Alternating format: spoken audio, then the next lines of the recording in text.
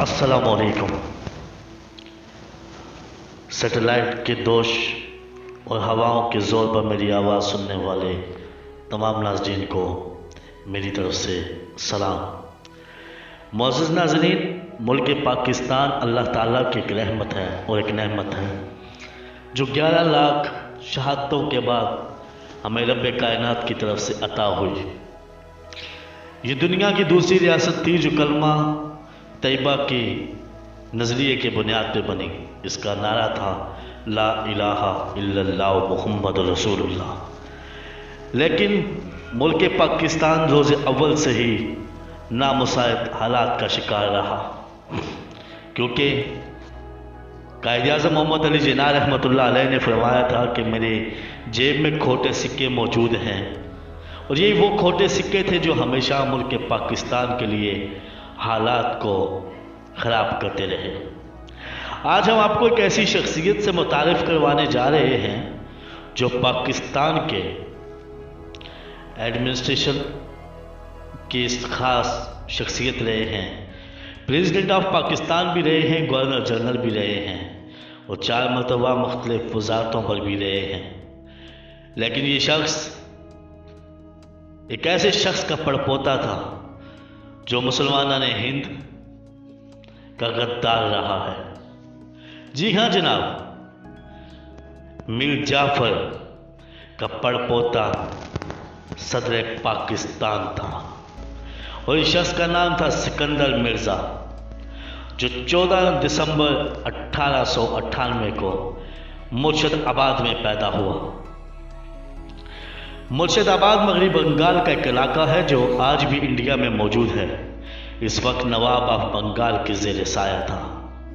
सिकंदर मिर्ज़ा उस गद्दार मीर जाफर का पड़पोता था जिसने 1857 की जंग पलासी में अंग्रेज़ों का साथ दिया, जिसकी वजह से नवाब ऑफ बंगाल मीर सिराजुद्दौला जंग हार गया और यूँ अंग्रेज़ों ने ईस्ट इंडिया कंपनी की शक्ल में बरसगीर में अपना पहला कदम रखा। इस वफादारी के बदले अंग्रेज़ों ने मीर जाफर को बंगाल का नवाब बना दिया और सिकंदर मिर्ज़ा का ताल्लुक भी नवाब ऑफ बंगाल के ख़ानदान से था। सिकंदर मिर्ज़ा ने बरतानवी हिंदुस्तानी फ़ौज में कमीशन हासिल किया और मेजर जनरल के ओहदे तक पहुंचा। 1947 में पाकिस्तानी फ़ौज कमज़ोर और गैर मुनज़्ज़म इदारे की सी हैसियत रखती थी, इसलिए पाकिस्तान के पहले 2 आर्मी चीफ जनरल ग्रेसी और जनरल मसलवी बरतानवी ऑफिसर थे।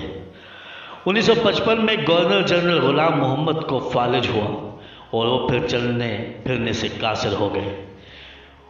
उनकी जगह सिकंदर मिर्ज़ा को 2 माह के लिए कायम मुकाम गवर्नर जनरल का ओहदा सौंपा गया। सिकंदर मिर्ज़ा ने गुलाम मोहम्मद को बरतरफ कर दिया और ख़ुद मुस्तकिल गवर्नर जनरल बन गया। 1956 में गवर्नर जनरल का ओहदा ख़त्म कर दिया गया और पाकिस्तान का पहला आइन नाफद हुआ और यूँ सिकंदर मिर्ज़ा पाकिस्तान का पहला सदर बना। सिकंदर मिर्ज़ा सदारत के ओहदे के लिए इंतहाई नाहिल शख्स साबित हुआ। ज़ाती तरजीहात को मुल्क की तरजीहात पर फोकियत दी और 23 माह की इंतहाई कम अरसा के दौरान 4 मरतबा वज़ारतें बनी और टूटी। 5 वज़ीर आज़मों को घर भेजा गया। 7 अक्टूबर 1958 को सिकंदर मिर्ज़ा ने पाकिस्तान का पहला आइन मनसूख कर दिया और मार्शल लॉ का ऐलान कर दिया और अयूब खान को चीफ मार्शल लॉ एडमिनिस्ट्रेटर बना दिया। चीफ मार्शल लॉ एडमिनिस्ट्रेटर बनने के बाद अयूब खान ने सिकंदर मिर्ज़ा के इख्तियारात महदूद कर दिए, जिसकी बुनियाद पर दोनों में इख्तिलाफात सामने आए। 27 अक्टूबर को सिकंदर मिर्ज़ा ने सदारत के ओहदे से इस्तीफ़ा दिया और बाद में उन्हें इंग्लैंड के शहर लंदन जला वतन कर दिया गया और पाकिस्तान में मौजूद उनकी तमाम जायदादें जब्त कर दी गई। सिकंदर मिर्ज़ा की शादी ईरानी खातून नाहिद बेगम से हुई थी। उन्होंने लंदन में पाकिस्तानी खानों का एक छोटा सा होटल बनाया जिसे उर्फ़ आम में ढाबा कहा जाता है, लेकिन कोई खातिर ख्वाह फ़ायदा न हुआ और नहायत ही मुफलसी की ज़िंदगी गुजारी। इंतहाई बीमारी और मुफलसी की हालत में जब वो लंदन की अस्पताल में ज़िंदगी और मौत से लड़ रहे थे तो उन्होंने अपनी बीवी नाहिद बेगम से कहा, मुझे मरने दो क्योंकि मेरी बीमारी के अखराजात बहुत ज़्यादा हैं। और आखिरकार सिकंदर मिर्ज़ा अपनी 17वीं यौम पैदाइश 13 नवंबर 1969 को दिल का दौरा पड़ने से इंतकाल कर गए। उस वक्त के सदर यहिया खान ने, जो पाकिस्तान के सदर मुमलकत थे, उन्हें सिकंदर मिर्ज़ा की मैयत को पाकिस्तान में तदफीन से इनकार कर दिया। उन्होंने सिकंदर मिर्ज़ा की मैयत को पाकिस्तान लाने की इजाज़त नहीं दी। उस वक्त फिर शाह ईरान शाह मोहम्मद रज़ा पहलवी ने अपना ज़ाती त्यारा सिकंदर मिर्ज़ा की मैयत को तेहरान से लाने के लिए लंदन रवाना किया, जहाँ उनका नमाज जनाजा अदा किया गया और उनके आखिरी रसूमात अदा की गई। कहा जाता है 1980 के ईरान के इनकलाब के बाद सिकंदर मिर्ज़ा की कब्र को तोड़ा गया और सिकंदर मिर्ज़ा की बाक़ियात को आग लगा दी गई। और यूँ सिकंदर मिर्ज़ा को अपने वतन की मिट्टी तो नसीब ना हुई, लेकिन जिस वतन की मिट्टी नसीब हुई थी, उस वतन की मिट्टी ने भी उन्हें जगह ना दी।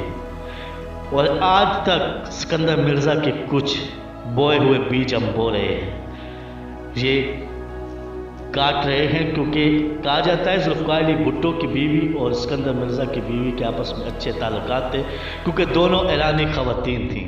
और जुल्फ़िकार अली भुट्टो को सियासत में एंट्री देने वाला शख्स का नाम सिकंदर मिर्ज़ा था, जो बाद में जुल्फ़िकार अली भुट्टो अपने हाज़िर दिमागी की वजह से आगे बढ़ते गए और पाकिस्तानी सियासत में एक नाम बनाया। मोअज़्ज़िज़ नाज़रीन, तारीख़ के कुछ स्याह वर्क़े भी होते हैं, तारीख़ की किताब में कुछ स्याह वर्क़े भी होते हैं, जब उन्हें खोला जाए तो तारीख़ का गंध नज़र आता है हमें। सिकंदर मिर्ज़ा भी उन्हीं लोगों में से एक था कि परदादा भी अपनी रियासत का गद्दार साबित हुआ, और ये शख्स भी मुल्क पाकिस्तान के लिए इसका दौर भी और ये ख़ुद भी एक स्याह दौर साबित हुए।